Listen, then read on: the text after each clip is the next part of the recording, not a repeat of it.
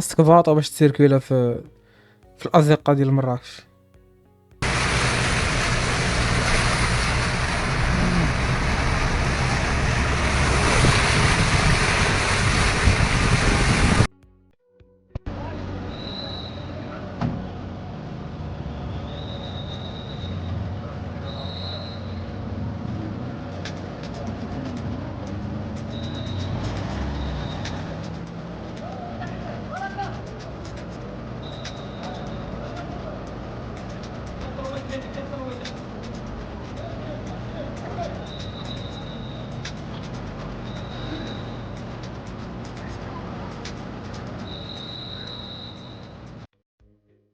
الاخوان، هادشي اللي كيوقع في مراكش كل عام يعني غريب جدا.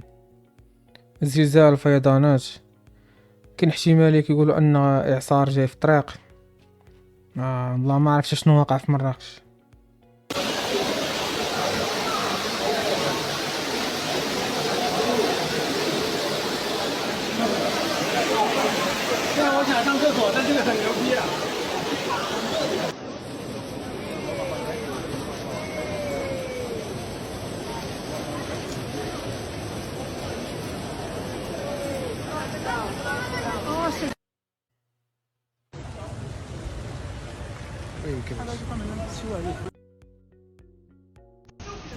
هذه هي المعنى ديال فلوريدا ديال مراكش.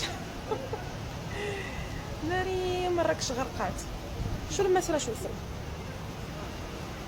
وصلت للبانكا حتى الفوق. شو الطوموبيلات اللي غارقة. شوفوا من فين وصل لها.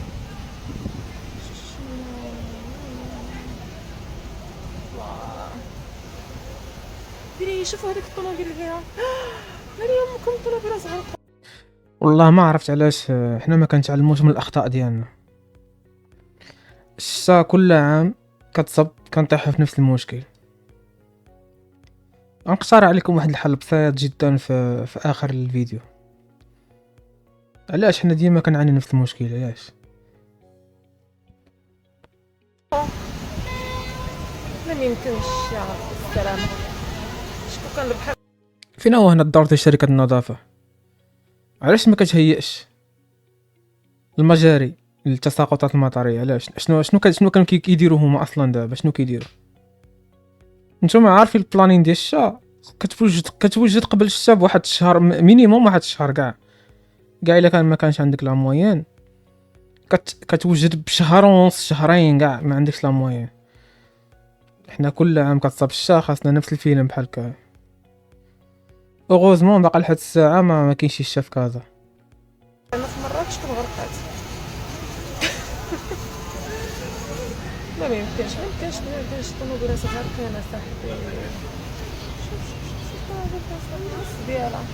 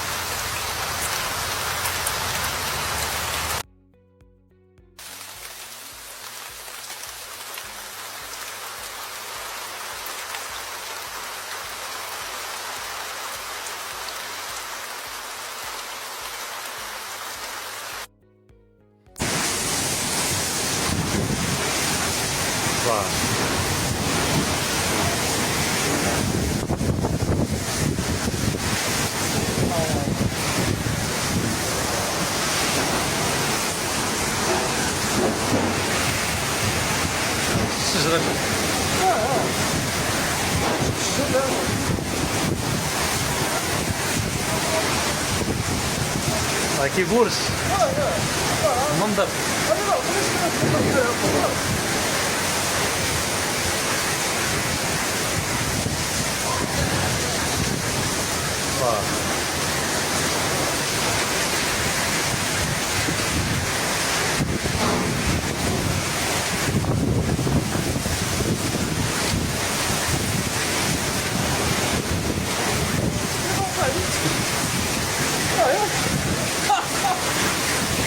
الله العظيم الله اكبر.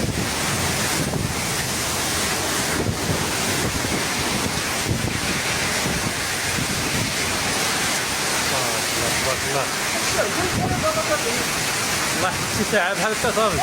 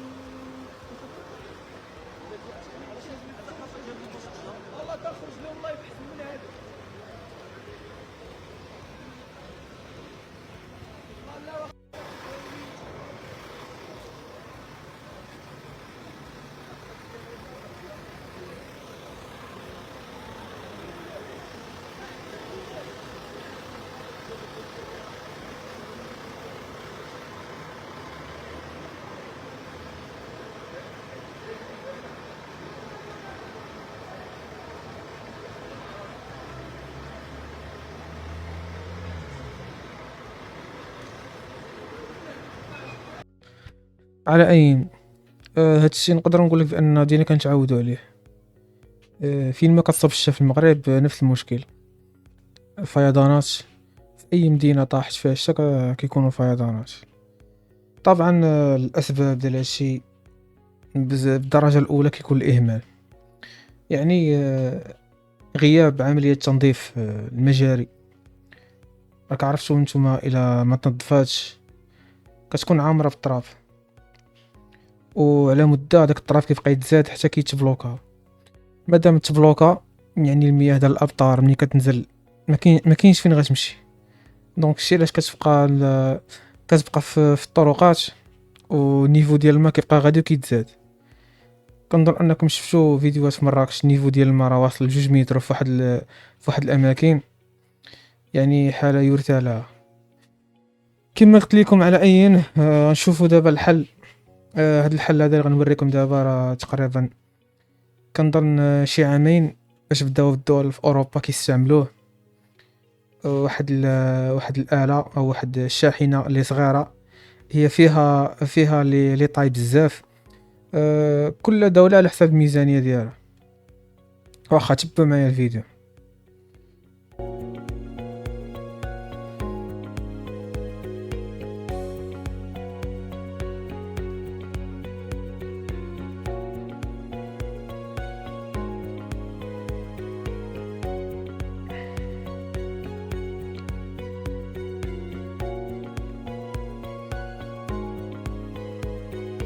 لاحظوا معايا هاد المزرعه هذا كيدير عامر كله في التراب.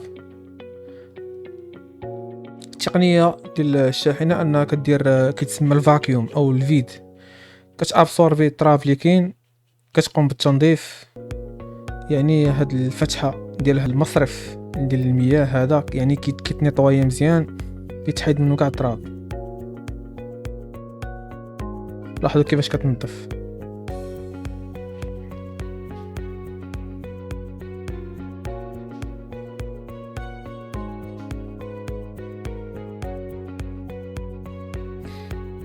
هاد الكاميو اللي كتشوفوا راه الاكبر فيرسيون. هاد الفورنيسور اللي كيبيع هاد النوع ديال هاد الشاحنات، هذا اكبر تراك عنده، اكبر شاحنه. مازال غادي تشوفوا لي موديل اللي صغار اللي ممكن ان الدوله تشريهم وتفرقهم بواحد النسبه كبيره على المدن.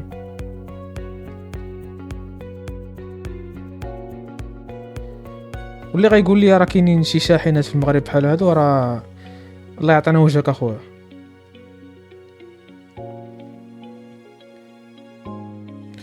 الفورنيسور ديال هاد لي ماشين هادو راه كاين في المانيا. حاولت نقلب على الثمن ديالهم، ولكن ضروري خصك تكونتاكتيهم ويصيفطوا لك الدوفي، يعني عمليه فيها شويه الوقت. نعطيكم بعض المعلومات على هاد الماكينه. اون جينيرال لوبيراسيون اللي كدير هاد الماكينه اون جينيرال، اول حاجه هاد العمليه كتسمى عمليه تنظيف مصارف او مياه الامطار، حيث تستخدم هذه الاله يعني بشكل خاص لتنظيف وتطهير المصارف جانب الطريق. وتعمل هذه الآلة المجهزة بأداة تنظيف ميكانيكية على إزالة الحطام أو تراكم الرواسب من المصرف لضمان تدفق المياه بشكل سلس. تعتبر مياه الأمطار ضرورية لإدارة الجريان السطحي ومنع الفيضانات والحفاظ على سلامة الطرق، خاصة أثناء هطول الأمطار الغزيرة كما شفنا في مراكش. يعد تنظيف المنتظم لهذه المصارف أمر ضروري. سمعتوا الإخوان؟ تنظيف المنتظم لهذه المجاري أو المصارف أمر ضروري لمنع الانسدادات الناجمة عن الأوراق أو القمامة أو الأتربة إلى آخره، مما قد يؤدي إلى تراكم مياه الأمطار على الطريق ويسبب كاين جوج ديال المشاكل عاوتاني. يعني تراكم المياه في الطريق يسبب ان تشققات واضرار بالبنيه التحتيه، كما هو الحال في الرصيف المحيط. تعمل هذه الطريقه الميكانيكيه التي تعتمد هذه الاله على تحسين الكفاءه والتنظيف الشامل مقارنه بالطرق اليدويه. ممكن انك ما تستعملهمش العام كامل، ماشي العام كامل، تقدر تستعملهم قبل فصل الشتاء بواحد الشهر. هاي الفيرسيون الصغيره درت لكم عليها، الفيرسيون الصغيره على اليسار هي الاولى. ممكن هذه تكون رخيصه في الثمن، تشريها الدوله بواحد الكميات كبيره بأونغرو وتفرقها في ربع المملكه. يعني هاد الماكينه الصغيره غتحل لك بزاف ديال المشاكل. هذا استثمار اللي غادي يهنيك من الاضرار الكارثيه اللي كتسبب التساقطات المطريه في البلاد.